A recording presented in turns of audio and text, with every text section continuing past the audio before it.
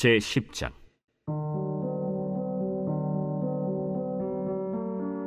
아합의 아들 70명이 사마리아에 있는지라 예후가 편지들을 써서 사마리아에 보내서 이스라엘 귀족들 곧 장로들과 아합의 여러 아들을 교육하는 자들에게 전하니 일러스되, 너희 주의 아들들이 너희와 함께 있고 또 병거와 말과 견고한 성과 무기가 너희에게 있으니 이 편지가 너희에게 이르거든 너희 주의 아들들 중에서 가장 어질고 정직한 자를 택하여 그의 아버지의 왕좌에 두고 너희 주의 집을 위하여 싸우라. 그들이 심히 두려워하여 이르되, 두 왕이 그를 당하지 못하였거든 우리가 어찌 당하리요?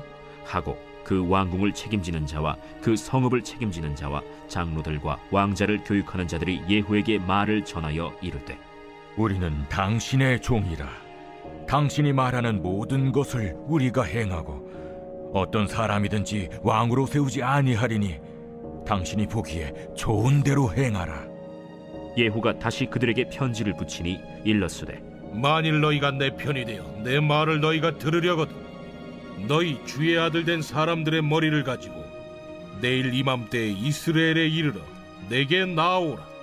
왕자 70명이 그 성읍의 귀족들 곧 그들을 양육하는 자들과 함께 있는 중에 편지가 그들에게 이르매 그들이 왕자 70명을 붙잡아 죽이고 그들의 머리를 광주리에 담아 이스라엘 예후에게로 보내니라. 사자가 와서 예후에게 전하여 이르되, 그 무리가 왕자들의 머리를 가지고 왔나이다. 두 무더기로 쌓아 내일 아침까지 문 어귀에 두라.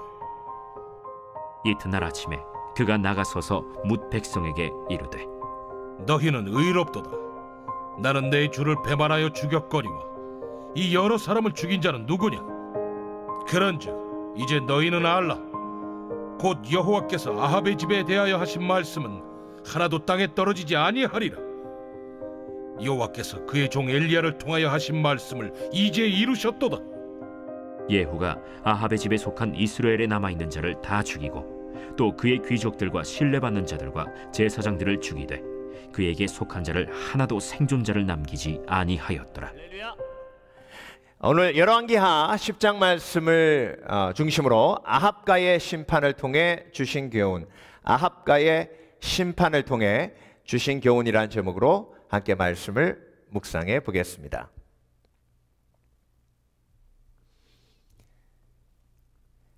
남왕국 유다, 북왕국 이스라엘로 솔로몬 시대 이후에 두 나라로 갈라졌죠.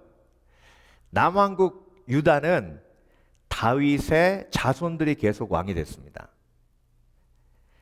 하나님이 마태복음에 족보를 허락해 주신 것처럼 다윗의 자손으로 예수님이 오시게 하는 하나님의 영원한 계획 속에서 그 다윗의 왕좌를 지켜주셨죠. 그래서 가능한 일입니다. 그런데 여러분, 북왕국 이스라엘은 왕조가 9번이나 바뀌었어요. 여로보암 왕조 다음에 바하사 왕조, 시므리 왕조 다음에 오므리 왕조. 오므리 왕조의 마지막 왕이 요람 왕이고 우리가 너무나 잘 알고 있는 아합 왕이 오므리 왕조의 가장 중심되는 왕입니다. 그런데 여러분, 그 오므리 왕조, 즉 아합 왕가가 오늘 예후라는 하나님이 세우신 사람을 통해서 심판받아 끝장납니다. 오늘 본문을 보면 죽음이 가득해요. 오늘 본문 11절 마지막에 한 명도 살리지 않았다는 거예요. 완벽하게 다 죽였다는 겁니다. 아합 왕의 왕자들이 사마리아에 숨었는데 몇 명이에요? 70명이에요. 그런데 하나님께서 세우신 예후를 통해서 그 예후의 지략을 통해서 70명을 다 죽이는데 잔인하게 목을 잘라 사마리아 성에서 이스라엘로 데리고 오게 하고 이스라엘 성 앞에 쌓아놨대요. 얼마나 슬프고 고통스럽고 그리고 잔인한 심판인지 모릅니다. 거기서 끝나는 게 아니고요. 이스라엘에 남아 있었던 이세벨의 아합의 잔적들을 모두 죽이는데 하나도 남기지 않고 다 죽였대요. 이런 심판을 우리가 볼 때마다 우리 속에 갈등이 생기는 게 있어요. 그게 뭐냐면 하나님은 왜 이렇게 다 죽이시나? 사랑의 하나님이신데, 용서의 하나님이신데, 긍휼의 하나님이신데 왜 이렇게 다 죽이나? 예. 그리고 예후는요, 하나님의 뜻이라고 그것도 그냥 죽인 게 아니라 잔인하게 죽였습니다. 이 본문을 묵상하면서 우리가 자칫 잘못하면 이런 의심 속에 빠질 수도 있고 혼란 속에 빠질 수도 있는데요. 하나님께서 이 본문을 통해서 주신 메시지, 교훈을 명확하게 묵상하면 이 모든 질문이 한꺼번에 다 해결됩니다. 그리고 그 속에 담겨져 있는 교훈을 통해서 하나님께서 오히려 더 큰 은혜를 우리 가운데 부어주십니다. 그래서 여러분, 오늘 본문을 제가 깊이 묵상하면서 저도 참 많은 하나님의 은혜를 누렸습니다. 그 은혜를 여러분들과 나눌 때에 여러분에게도 동일한 하나님의 은혜가 임하게 될 줄 믿습니다. 겉으로 보면 잔인하고 겉으로 보면 죽음이 가득하지만 묵상하면 묵상할수록 그 속에 하나님이 주신 교훈이 들어있어요. 그 세 가지를 함께 나누겠습니다. 아합과의 심판을 통해 주신 교훈 첫 번째, 심판의 때에 은혜의 때를 기억하라. 여러분, 은혜의 때가 길어요? 심판의 때가 길어요? 은혜의 때가 훨씬 길어요. 40일 40야 노아의 홍수 때 비가 내렸지만 100년 이상 하나님의 은혜의 때가 있었습니다. 그러니까 여러분, 심판의 때가 오기 전에 항상 하나님은 저와 여러분에게 은혜의 때를 주십니다. 아합 왕에게 하나님이 얼마나 많은 은혜의 기회를 주셨습니까? 성경에서 가장 위대한 선지자 중에 한 사람이 엘리야예요. 그 엘리야가 누구를 위해 열심을 다했습니까? 아합 왕을 구원하기 위해서 최선의 노력을 다했어요.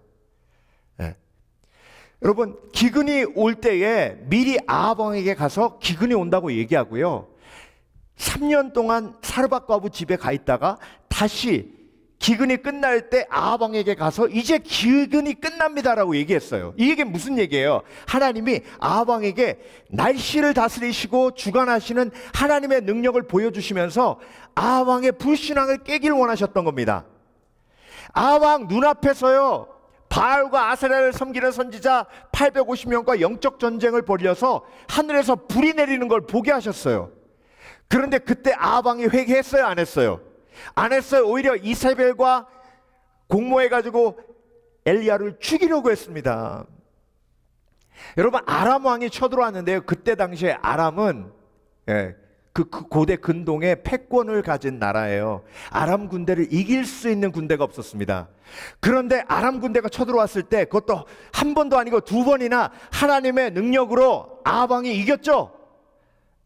그러니까 주위의 나라들이 오히려 오해했어요. 야, 아니 어떻게 이스라엘은 저렇게 군대가 작은데 아람 왕을 이길 수 있을까? 우리도 이스라엘 군대에 무릎을 꿇어야겠다. 그래서 주위의 나라들이 무릎 꿇고, 심지어 여호사밧 왕도 북왕국 이스라엘 아합 왕하고 사돈을 맺었잖아요. 그만큼 하나님이 큰 은혜를 베풀어 주셨습니다. 그런데 그 은혜를 베풀어 주셨음에도 불구하고 아합 왕은 계속해서 우상 숭배에서 돌아서지 아니하고 회개하는 척하다가 다시 돌아섰어요. 그러니까 여러분, 심판의 때가 오기 전에 은혜의 때가 임합니다. 그래서 여러분, 하나님이 꼭 은혜의 때를 주시며 함께 주시는 게 있어요. 심판의 때에 대한 예언입니다. 그래서 은혜의 때에 심판의 메시지가 없으면 인간은 교만해집니다. 인간은 은혜의 때에 심판의 메시지가 없으면 하나님을 잊어요. 그래서 심판의 메시지는요, 은혜의 때에 은혜를 당연하게 여기지 않을 수 있는 하나님의 지혜입니다. 다시 한번 말씀드립니다. 심판의 메시지, 심판의 예언은요, 은혜의 때에 죄악된 인간에게 하나님께서 주시는 은혜가 당연한 것이 아님을 깨닫게 하시는 하나님의 지혜예요. 그래서 여러분, 인간은요, 7년 풍년이 임하면 계속해서 풍년이 임할 거라고 기대합니다. 7년 풍년이 임하면요, 7년 풍년의 이유가 나라고 생각해요. 내가 열심히 신앙생활해서, 내가 하나님 앞에 기쁨이 돼서, 내가 그런데 그 교만을 깨는 게 7년 풍년 후에 올 7년 흉년이에요. 그 심판의 메시지가 은혜의 때에 온전한 신앙인으로 깨어있도록 하는 겁니다. 그래서 여러분, 우리가 은혜의 때에 있을 때 하나님이 성경에 수없이 많은 심판의 메시지를 주신 건 우리의 은혜가 결코 당연한 것이 아닌 하나님의 놀라우신 사랑의 품어주심이고 십자가의 은혜임을 기억하게 하시는 하나님의 지혜임을 잊지 마시길 주의 이름으로 축원합니다. 그래서 여러분, 은혜의 때 꼭 심판의 때를 기억하는 거예요. 그리고 심판의 때에 심판의 메시지를 통해 은혜를 기억하는 겁니다. 그래서 여러분, 창세기를 보면요, 하나님께서 선악과와 그리고 생명나무를 어디에 두셨어요? 동산 중앙에 두셨어요. 자, 생명나무는 동산 중앙에 두시고 선악과는 동산 구석에 두시면 얼마나 좋았을까요? 그런데 하나님은 동산 중앙에 선악과와 생명나무를 동시에 두셨습니다. 하나님의 사랑과 은혜를 상징하는 생명나무와 하나님의 심판과 공의를 상징하는 선악과가 함께 존재하는 거예요. 이게 하나님의 사랑입니다. 그 하나님의 사랑이 다스리는 곳이 에덴 동산이에요. 저와 여러분의 마음이 에덴 동산이 되기 위해서는 하나님의 생명의 나무의 은혜, 예수 그리스도의 십자가의 은혜가 세워져야 하고, 또 한편으로 심판의 때를 준비하는 공의 하나님을 믿는 내 마음속에 두 가지 나무가 온전히 서 있어야 내 마음이 에덴, 평화, 행복을 누릴 수 있는 겁니다. 그래서 여러분, 우리의 마음속에 두 가지 나무가 서 있다는 것은 심판의 때의 은혜의 때를 기억하는 것이요, 은혜의 때의 심판의 때를 기억하는 겁니다. 아까 노아의 방주 얘기했지만 비가 막 내리고 막 사람들이 휩쓸려 내려갈 때 무슨 생각했겠어요? 노아의 말 들을 걸. 노아의 말이 거짓말이 아니었구나. 노아의 말이 정말 진리였구나. 그런데 심판의 때에 은혜의 때를 기억하게 되었을 때 이미 그때는 늦었어요. 그러니까 여러분, 은혜의 때에 심판의 메시지를 듣고 내 은혜가 지금 무엇인지를 온전히 깨닫는 게 중요합니다. 예수님이 십자가에 못 박히실 때 함께 달렸던 두 강도가 있죠. 십자가에 못 박혀 죽을 때, 죽어가면서도 그때가 심판의 때예요, 은혜의 때예요? 은혜의 때예요. 그 은혜의 때에, 마지막의 때에, 마지막 순간에 아합같이 강팍했던 또 한 명의 강도는 끝까지 은혜를 거부했어요. 그런데 회개했던 한 강도는 오늘 내가 나와 함께 낙원에 있으리라, 하나님의 은혜가 임한 줄 믿습니다. 그래서 여러분, 오늘도 성경에 나와 있는 모든 심판의 때는 내 삶 속에 있는 은혜의 때를 기억하게 하시고, 은혜의 때가 당연한 것이 아니고 하나님의 놀라우신 사랑의 결과임을 깨닫게 하시는 능력인 줄 믿으시길 주의 이름으로 축원합니다. 축원합니다. 그래서 나는 은혜 속에 있다. 여러분, 하나님의 은혜가 아니면요, 저와 여러분의 죄 때문에 이미 죽었어야 돼요. 그런데 우리는 그걸 당연하게 여기잖아요. 여러분, 우리가 얼마나 불평이 심합니까? 얼마나 날마다 하나님 앞에 감사하기보다 불평 불만에 휩싸여 하나님 앞에 범죄하는지 모릅니다. 여러분, 광야에서 이스라엘 백성들이 불뱀을 맞은 이유가 뭐예요? 그 심판이 임한 이유가 뭐예요? 불평 때문에 그렇잖아요. 그런데 우리는 불평해도 불뱀이 임하지 않아요. 왜? 내 불평이 그렇게 크지 않아서? 아니에요. 왜? 하나님의 은혜의 때이기 때문에 그래요. 저와 여러분이 예수 그리스도의 십자가의 은혜를 붙들기 때문에 그래요. 그 심판의 메시지를 통해서 그 은혜가 은혜임을 깨닫게 되는 겁니다. 오늘 새벽에도 얘기했는데요, 저는요 비행기 활주로에서 6시간 갇혀 있어 보기는 처음이에요. 와, 뉴욕에서 여기까지 5시간 6시간 걸리잖아요. 근데 비행기 안에서 활주로 왔다 갔다만 6시간 한 거예요. 야, 근데 희망 고문을 하는데요. 예, 조금만 있으면 갑니다. 조금만 있으면 갑니다. 그냥 못 간다고 하지. 그러니까 조금만 있으면 갑니다. 기대했다가 막. 근데 우리 앞에 할아버지가 한 1살, 2살 된 꼬마 안고, 아빠가 깐단쟁이 안고, 그것도 아들 둘이에요. 탔는데 엄마는 없어요. 엄마는 안 탔어요. 애들이 울어 제끼는데요. 야. 근데 그 아버지하고 할아버지하고요, 한 번도 짜증을 안 내더라고. 예. 그래서 처음에서 야 그렇겠지. 3시간 지나고 4시간 지나고 5시간 지나고, 예. 급기야는 내리래요. 예. 못 떠난다고. 내려도요 얼굴에 불평이 없어요. 나 그런 사람들 처음 봤어요. 예. 게이트 앞에다가 담요 깔고 누워가지고 할아버지하고 아버지하고 애 둘 놓고 자장 그러고 있어요. 예. 야, 그렇게 한 10시에 내렸나? 9시에 내렸나? 그리고 그 다음날 새벽 6시 비행기 타고 이제 오는데요. 그때 할아버지하고 아버지하고 들어오는데 애들도 그렇고 표정이 그냥 안 바뀌어요.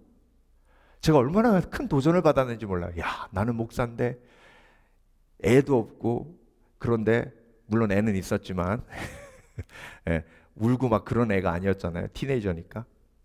근데 막 내 속에 불평이 막 가득한데 저 사람은 와. 그래서 도전받았어요.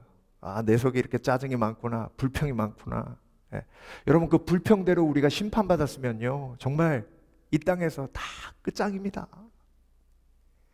그런데 하나님이 은혜를 베푸셔서 우리를 붙들고 계시잖아요. 근데 그 은혜를 무엇으로 깨달아요? 심판의 메시지를 통해 깨닫는 거예요.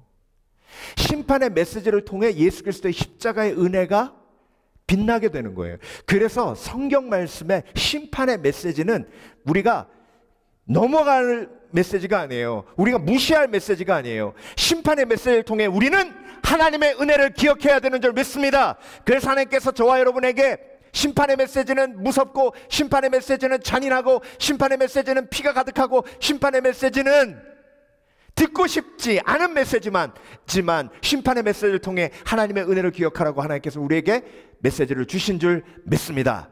그래서 여러분, 심판이란 물론 예수님이 재림하는 그날이 심판의 날이고, 심판의 날이란 이 땅에 하나님의 계획대로 재앙이 임하는 날이 심판의 날이지만, 또 한 가지 우리가 가장 기억해야 할 심판의 날은 우리의 개인적인 죽음이에요.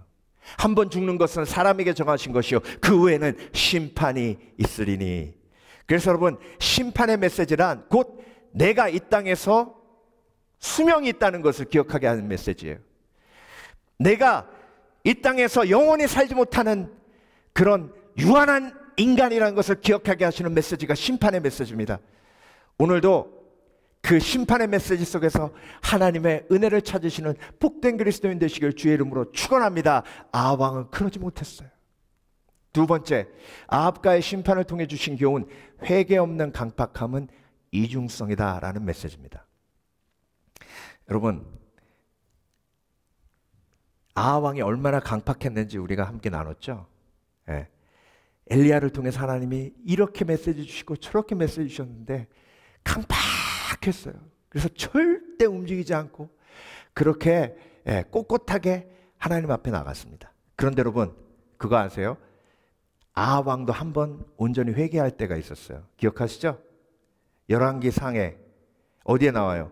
21장에 나오죠? 21장에 아합 왕의 회개가 나옵니다. 아합이 이 모든 말씀을 들을 때에 그 옷을 찢고 굵은 배로 몸을 동이고 금식하고 굵은 배에 누우며 행보도 천천히 한지라. 여러분, 회개하고요, 금식하니까 행보도 천천히 했대요. 이게 무슨 뜻이냐면, 회개한 사람은요, 회개한 마음이 있고 그 회개에 대한 태도가 있어요. 그래서 태도는 마음의 거울이에요. 자, 그때 하나님이 이렇게 말씀하십니다. 여호와의 말씀이 디셉 사람 엘리야에게 임하여 가라사대, 아합이 내 앞에서 겸비함을 내가 보느냐. 하나님 기뻐하셨어요. 저가 내 앞에서 겸비함을 인하여 내가 재앙을 저희 시대에 내리지 아니하고 그 아들의 시대에야 그 집에 재앙을 내리리라. 자, 아합 왕이 이렇게 회개해서 아합 때의 재앙을 면했어요. 그런데 여러분, 이게 열왕기상 21장인데요. 22장 넘어가면 무슨 얘기가 나오냐면 나봇의 포도원 이야기가 나와요. 포도원 때문에 나봇을 죽여요. 그 얘기는 뭐예요? 이 회개가 한 번의 회개였다는 거예요. 온전한 회개가 아니었다는 거예요. 여러분, 이중성이란 뭐냐면, 어렵고 힘들면 하나님 의지하는 척 하다가 이 인생이 조금 편안해지고 막 내 삶 속에 고난이 없어지면 신앙 내던지고 선데이 크리스천으로 변하는, 이게 낙차가 심한 사람, 이게 회개 없는 강팍함이 이중성으로 나타나는 그 삶의 모습입니다.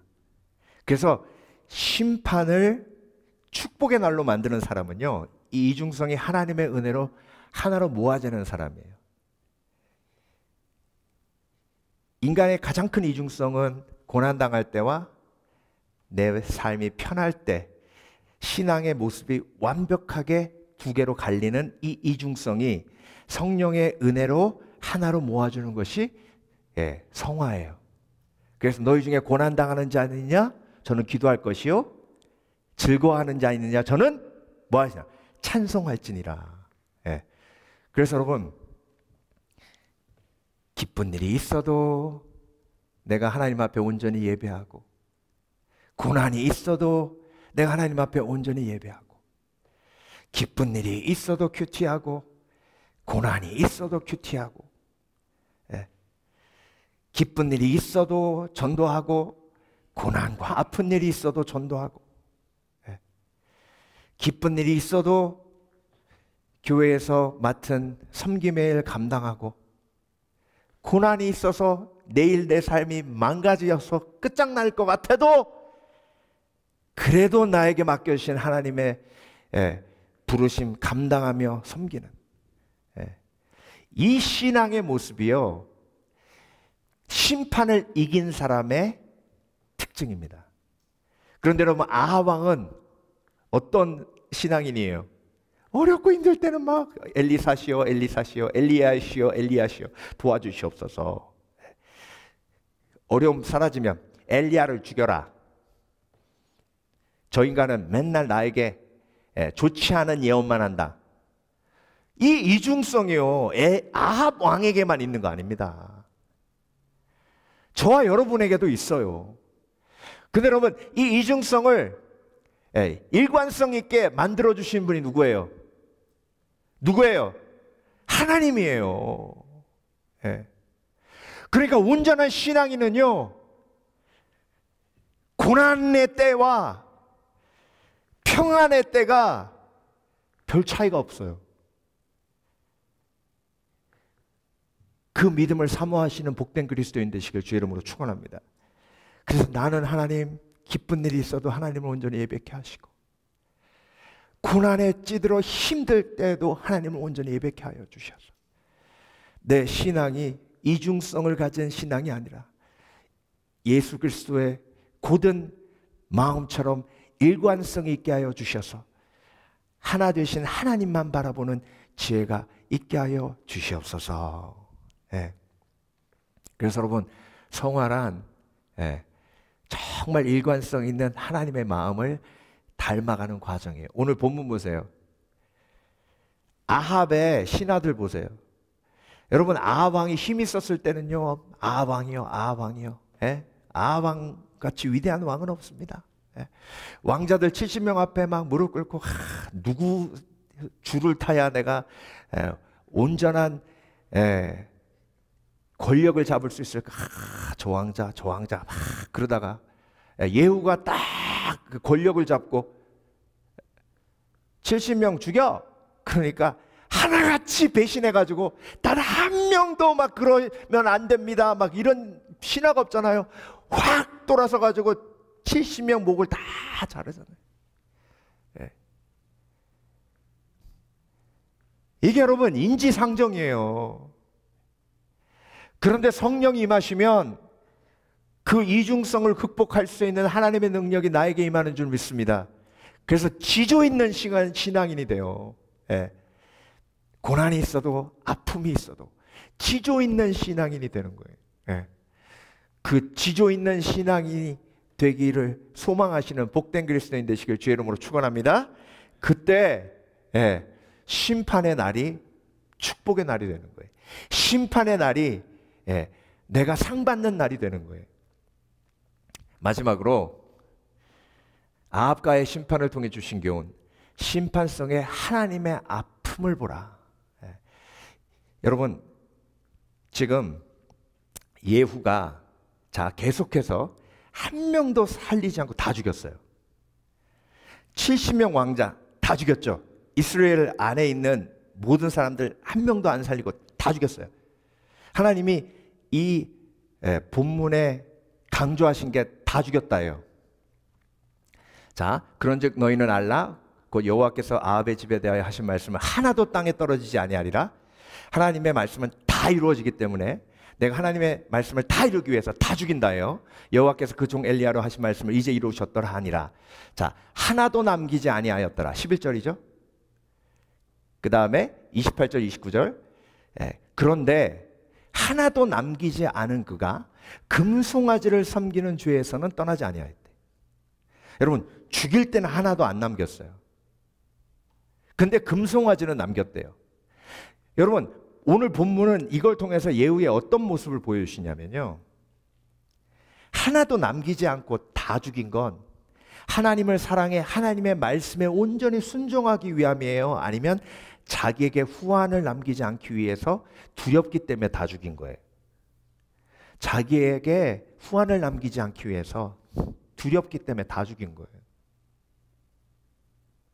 여러분 심판의 도구로 끝나는 인생의 특징이 뭐냐면 하나님의 마음을 몰라요. 아수르도 하나님의 심판의 도구였어요. 근데 아수르가 이스라엘을 모두 죽일 때 하나님의 슬픈 마음, 아픈 마음을 알았을까요? 몰랐어요. 근데 여러분 엘리사는 처음에 능력받고 자기 놀리는 아이들 저주했다가 아이들이 불곰이 나와서 아이들 죽였죠. 심판의 도구로 살아가는 것으로 끝나지 않았어요.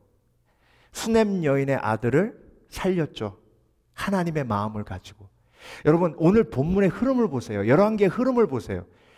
심판의 도구로 끝나는 인생과 심판의 도구를 통해 하나님의 마음을 품고 생명의 도구로까지 나아가는 복된 인생을 열왕기 상하를 통해서 하나님 저와 여러분에게 보여주십니다.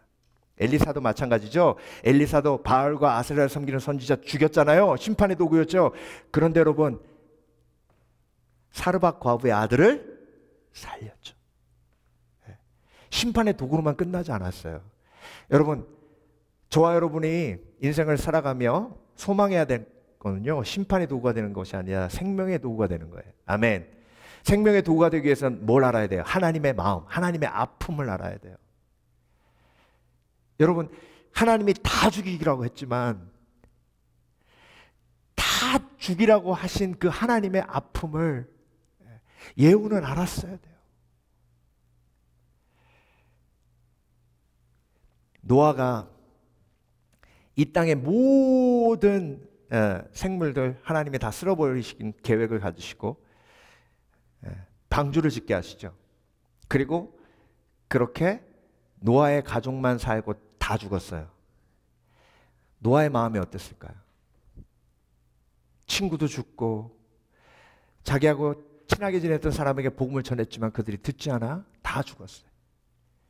그러니까 심판 후에 마음이 너무 공허하고 하나님의 그 아픔을 생각하니 힘든 거예요. 그래서 노아가 한잔했죠. 그렇죠? 여러분, 인간이 힘들 때요, 이게 제어가 안 됩니다. 계속 마신 거예요. 술 취했어요. 그래서 벌거벗고 누웠어요. 그때 아버지의 아픔을 본 셈과 야벳은 뒷걸음질 쳐서 아버지의 하체를 가렸어요. 함은 어떻게 했어요? 아이고 웃기네, 저 노인네. 아이고 빨가벗고 누웠네. 야, 아버지 봐라. 함이 노아의 아픔을 모르는 거예요. 그래서 여러분, 함에게 축복할 수 없는 거예요. 자, 여러분께 여쭤봅니다. 여러분은 하나님 아버지의 마음을 아십니까? 심판하시는 하나님의 그 아픈 마음을 아세요? 그 하나님의 아픈 마음을 아는 사람은 생명의 도구로 쓰임받습니다. 긍휼의 도구로 쓰임받습니다. 그래서 형제의 죄를 아픔의 결과로 봐 뒷걸음질쳐 그 죄를 덮을 수 있는 지혜가 생깁니다. 그런데 그렇지 않으면 심판의 도구로 쓰임받고 끝나요. 여러분, 하나님이 심판의 도구로 쓰는 사람도 그 심판의 도구로 쓸 때 하나님의 마음을 깨닫게 하셔서 결국 그 하나님을 알아가게 하시기 위해 그 사람을 사용하시는 거예요. 그 하나님의 마음을 알 때 어떤 결과가 생깁니까? 나도 생명을 살리는 도구가 될 수 있는 은혜가 나에게 임하게 되는 겁니다. 그래서 여러분, 전쟁을 바라보며 하나님의 아픔을 알아야 돼요.